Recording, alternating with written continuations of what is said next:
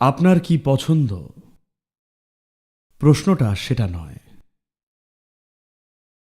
প্রশ্নটা বরং আপনার চারপাশের সবকিছু আপনাকে পছন্দ করে কিনা। নিজেকে কি এমন তৈরি করেছেন যাতে কেউ আপনাকে পছন্দ না করে থাকতে না পারে? আপনি কিছু পছন্দ করেন, কিছু জিনিস অপছন্দ করেন। এর কোনো গুরুত্বই নেই, কারণ আপনার পছন্দ আর অপছন্দ দুটোই দু ধরনের বন্ধন। আপনি যা পছন্দ করেন আর অপছন্দ করেন দুটোই আপনার দৃষ্টিকে বিকৃত করে। কাউকে পছন্দ করলে তাকে মনে মনে অনেক বাড়িয়ে চাড়িয়ে দেখেন। কাউকে অপছন্দ করলে তাকে তো নিশ্চিতভাবেই মনে মনে বাড়িয়ে চাড়িয়ে তুলবেনই। বাড়িয়ে চাড়িয়ে দেখা মানে জিনিসটাকে আসলে যেমন দেখতে তা দেখতে না পারা। সবকিছুকে তার আসল রূপে না দেখতে পারলে জীবনকে যেভাবে চালানো উচিত সেভাবে কখনোই চালাতে পারবেন না। তাই পছন্দ বা অপছন্দ সেটা হয় ভালোটাকে রং চড়িয়ে দেখায়, নয়তো খারাপটাকে, কিন্তু রং একটা চড়ায় ঠিকই, বা বলা যায় জীবনকে বিকৃত করে। তাই আপনি কি পছন্দ করেন তা গুরুত্বপূর্ণ নয়। আপনি কি নিজেকে এমন করে তুলেছেন যে শুধু মানুষ নয়, সবকিছুই আপনাকে পছন্দ করে? আপনার চারপাশের প্রতিটি প্রাণী আপনার উপস্থিতি পছন্দ করে, এমনকি ফুলগুলো আর গাছপালারাও আপনাকে ভালোবাসে। গাছপালাদের কেন আমার প্রতি ভালো লাগা থাকবে? ওরা আপনার ব্যাপারে খুবই সংবেদনশীল। আপনার সম্পর্কে তারা অত্যন্ত সেন্সিটিভ, আর তারা সেই মতো সাড়াও দেয়। যদি নিজেকে এমনভাবে গড়েন যে স্বয়ং যে মাটিতে হাঁটেন তাও আপনার প্রতি প্রসন্ন, তাহলে দেখবেন আপনার জীবনের সবকিছুই আশীর্বাদে পরিণত হবে। কিন্তু চারপাশে সবকিছু আপনাকে অপছন্দ করলে দেখবেন যা কিছু ভালো হওয়ার কথা ছিল তাও অভিশাপ হয়ে যেতে পারে। এই মুহূর্তে মানুষের জীবনে কোনো বাড়তি অভিশাপ এসে চাপেনি। যে জিনিসগুলো মানুষই চায়, মানুষেরই আকাঙ্ক্ষাগুলো, জীবনে যেগুলো পাওয়ার জন্যে মানুষ নিজেই চেষ্টা করেন, কাজ করেন, সেগুলোই তাদের জীবনে অভিশাপ হয়ে দাঁড়ায়। তাদের কাজ, তাদের সম্পত্তি, তাদের সম্পর্ক, তাদের নিজের শরীর, নিজের মন, এগুলোই তাদের জীবনে ক্যান্সারের মতো। দুঃখ আকাশ থেকে পড়ে না। দুঃখ কখনোই আকাশ থেকে পড়ে না। শুধু এই যে আপনার ভালো লাগার জিনিসগুলোই দুঃখের উৎস হয়ে দাঁড়িয়েছে। যদি নিজেকে আপনি এমনভাবে তৈরি করার চেষ্টা করেন যে কারোর পক্ষেই আপনাকে ভালো না বেসে থাকাটা সম্ভব নয়, তাহলে জীবনটা আরো সুন্দর, বিকশিত হবে। সবকিছু আপনাকে তাদের সেরাটা দেবে, তাদের সবচেয়ে খারাপটা নয়। কিন্তু যদি শুধু নিজের পছন্দ অনুসারে চলেন, জীবন সবসময় তার সেরাটা নাও দিতে পারে। আপনার সবকিছু থেকেও হয়তো কিছুই থাকবে না।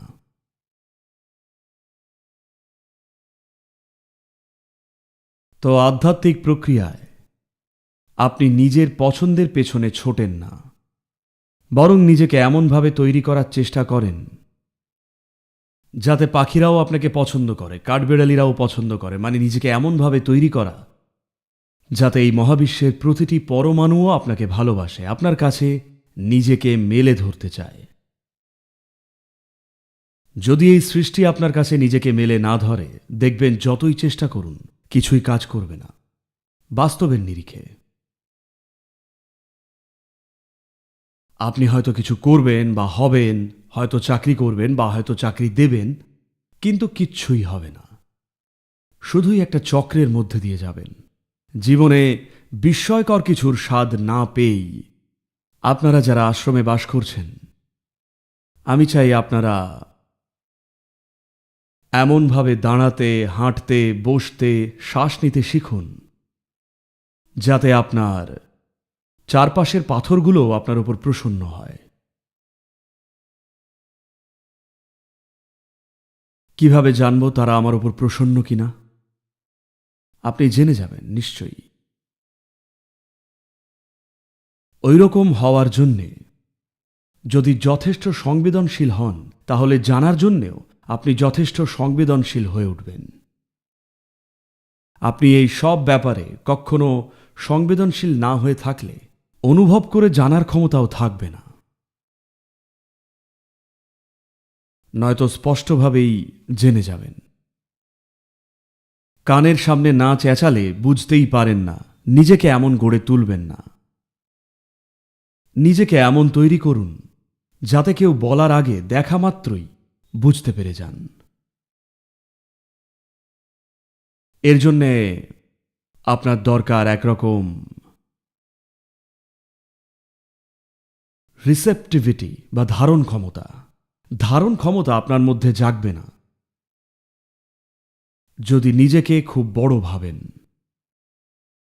আপনি যত কম হবেন তত বেশি অনুভব করবেন, যত বড় হবেন ততই কম অনুভব করবেন। নিজেকে বিরাট কেউ ভাবলে নিজের অর্থহীন জঞ্জালের বেশি কিছু আপনি জানবেনই না। যদি আমি না থাকে আর শুধুই এখানে বসেন, দেখবেন সমগ্র সৃষ্টি আপনার মধ্যে লীলা করছে। আপনি স্রষ্টার একটা অঙ্গ হয়ে উঠবেন। তা না হলে আপনি চিন্তা, আবেগ, পূর্বধারণা এইসবের স্তূপ হয়েই থেকে যাবেন। প্রত্যেক মানুষের হাতেই এই বিকল্পটা আছে। হয় আপনি এখানে স্রষ্টার এক অঙ্গ হয়ে থাকতে পারেন, আমরা তাদের ঈশাঙ্গা বলে ডাকছি আজকাল, অথবা এখানে আপনি নিজের জমা করা চিন্তা, আবেগ ইত্যাদির স্তূপ হিসেবে থাকতে পারেন। এই চয়েসটা জীবনের প্রতি মুহূর্তে আমাদের সামনে রয়েছে। বারবার একটাকে বাছা, সচেতনভাবে একটাকে বাছা, স্রষ্টার অঙ্গ হওয়া। যদি এই প্রচেষ্টাটা থাকে, এই প্রচেষ্টাই আপনাকে কৃপার এক ভিন্ন অস্তিত্বে পৌঁছে দেবে, যেখানে প্রতিটি পাথর, প্রতিটি নুড়ি, শিলা, গাছ, সৃষ্টির প্রতিটি পরমাণুও আপনার সঙ্গে কথা বলে এমন ভাষায় যা আপনি বোঝেন। তা না হলে আপনি এই প্রকাণ্ড মহাবিশ্বে অনবরত একদম একা, অনিরাপদ, অস্থির আর মানসিক চাপ অনুভব করবেন। আপনাকেই বাঁচতে হবে। আপনাকে উপহার দেওয়া হচ্ছে না, দেওয়া হচ্ছে চয়েস।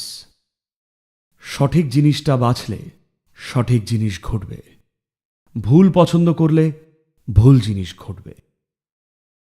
জগৎটা খুবই ন্যায্য আর পক্ষপাত শূন্য, আমি চাই আপনার এটা জানুন। এ কাউকেই রেহাই দেয় না, কারোর রেহাই নেই।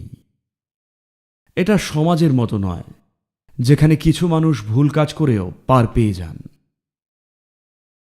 এই সৃষ্টি কাউকেই ছাড়ে না। আপনি যেই হয়ে থাকুন, যদি ছাদ থেকে লাফান, পৃথিবী আপনার পা ভাঙবেই। হ্যাঁ, রাজা, রঙ্ক, ফকির সবাই, কাউকে ছাড়া হবে না। আপনি যেই হন, কোনো ছাড় নেই। কাউকে আটকানো হয় না। যেই ইচ্ছুক তাদের সবার জন্যেই সম্ভাবনাটা উন্মুক্ত। আবার সবার জন্যে শাস্তিও রয়েছে। সঠিক বিকল্প বাছলে সব সম্ভাবনাই খোলা, ভুল জিনিস বাছলে সবকিছু আপনাকে অন্য রকমভাবে পিষবে।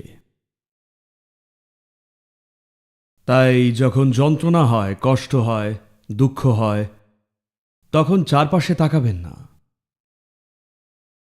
এটাই চিরকালের সমস্যা। আপনি মনমরা হলে ভাবেন অন্য কারোর ভুল শোধরাতে হবে। না না না না না, আপনি মন মরা হলে আপনাকেই ঠিক করা দরকার, অন্য কাউকে নয়। না, পরিস্থিতি পাল্টালেই আর মন মরা থাকবো না। না না না, আপনি মন মরা হলে কাকে ঠিক করা উচিত? আপনি অসুস্থ হলে কাকে ওষুধটা দেবেন? আপনার অসুখ হলে ওষুধটা কি অন্য কাউকে দেব? আপনার খিদে পেলে খাবারটা কি অন্য কাউকে দেব? না, শুধু আপনাকে দিলে তবেই কাজ হবে, তাই না? খাবারের ক্ষেত্রে এমন হলে, ওষুধের ক্ষেত্রে এমন হলে, অন্য সব ক্ষেত্রেও কি এটা সত্য নয় যে আপনি মন মরা হলে অন্য কিছু বা অন্য কাউকে ঠিক করার দরকার নেই, শুধু এই জনকেই ঠিক করার দরকার? এই সহজ সত্যটা বুঝতেই মানুষের জন্ম জন্মান্তর লেগে যায়। তারা ভাবেন অন্য কিছুকে ঠিক করতে হবে। একদিন শঙ্করন পিল্লাই তার বন্ধু বান্ধবদের সঙ্গে মদ খেতে গেলেন।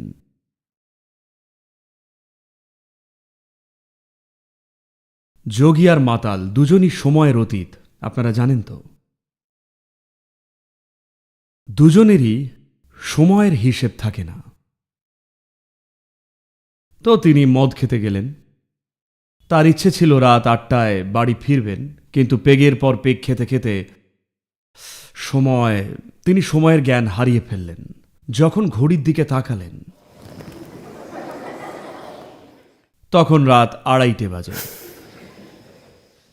তাই অনেকটা দেরি হয়ে যাওয়ায় দ্রুত বাড়ি ফিরতে চেয়ে তিনি একটা শর্টকাট নিলেন, আর ওই শর্টকাট দিয়েই তার টলমলো পায়ে হেঁটে চললেন।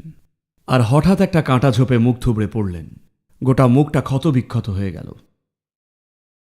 তো সেই অবস্থায় তিনি বাড়ি পৌঁছে তালায় চাবি ঢোকানোর চেষ্টা করতে লাগলেন। ওতেও আরো আধ ঘন্টা চলে গেল। অবশেষে খুলল, ভেতরে ঢুকলেন, বাথরুমে গিয়ে আয়নায় নিজেকে দেখলেন। সারাটা মুখ কেটে ছুঁড়ে গেছে। তাই ওষুধের বাক্সটা খুলে নিজে থেকে যতটা সম্ভব ওষুধ ব্যান্ডেজ লাগালেন, আর চুপচাপ হামাগুড়ি দিয়ে বিছানায় উঠে শুয়ে পড়লেন। সকাল 8টা বাজল। তার বউ এক বালতি কনকনে ঠান্ডা জল নিয়ে তার মুখে ছুঁড়ে মারল। সে জেগে উঠল। স্ত্রী বলল, বেটা অপদার্থ, আবার মদ খেয়েছ? সে বলল, না সোনা, আমি এক ফোঁটাও মদ খাইনি। 6 মাস আগে কথা দেবার পর থেকে এখনো আমি এক ফোঁটাও ছুঁইনি। স্ত্রী তার জামাটা ধরে একেবারে হিড়হিড় করে টেনে বাথরুমে নিয়ে গেলেন, আর দেখালেন ব্যান্ডেজগুলো সবই আয়নার উপরে লাগানো।